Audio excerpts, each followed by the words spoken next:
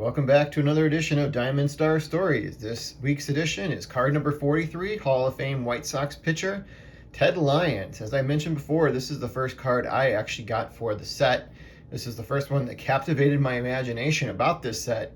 I believe the first time I purchased this card, I thought it was maybe an edition, another version of a Gaudi card. In some ways, I thought it was the same manufacturer until I got to learn a little bit more about it. And that was half the fun of falling in love with this set, was just learning more about the cards and what kind of distinguished them differently from the Gaudi cards, which were not an Art Deco design. So you can see here we have the lovely Ted Lyons in front of us, just completing his pitching form.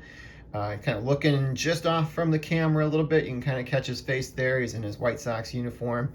And in the background, we have the grandstands, which are kind of like a bright blue with a red sky background to make it really pop. And then obviously with the green and the brown field beneath him.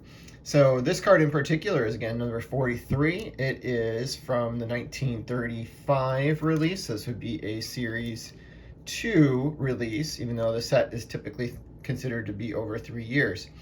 On the back of the card, it talks a little bit about pitching from a little bit from Ted Lyons' perspective, but also from the author himself, as he kind of talks about a variety of different players on this card.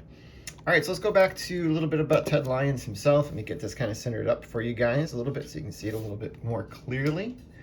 So Ted Lyons is the career win leader for the Chicago White Sox with 260 wins. He entered the Hall of Fame in 1955.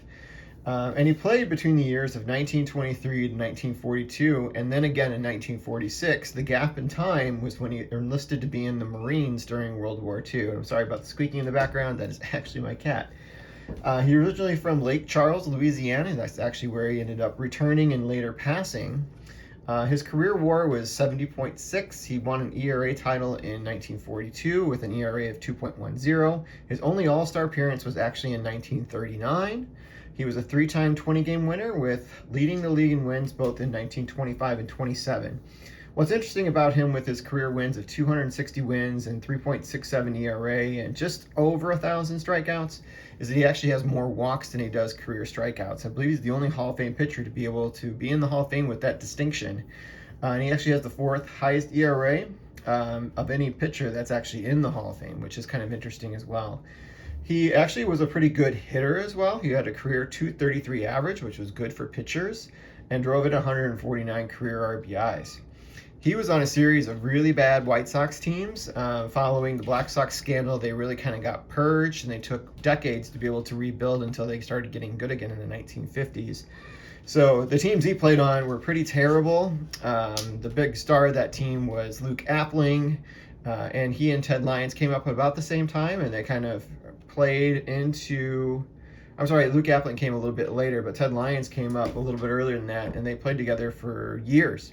Lyons had a goal of trying to be able to pitch to 50, but when he came back from military service, he just kind of gave it a whirl in 1946, pitched a few games and pitched well, but he didn't want to be able to kind of continue with his pitching career, and actually became the White Sox manager for 3 seasons, in which the best they did was a 5th place finish.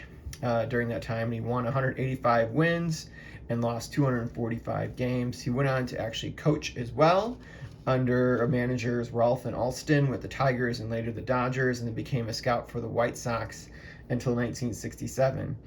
Highlights from his career: he actually started pitching with the Baylor University, and he actually was a multi-sport star there in basketball, track, and baseball.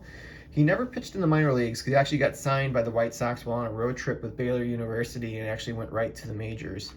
So that's kind of unique about him. He actually threw a no-hitter in 1926 versus the Red Sox.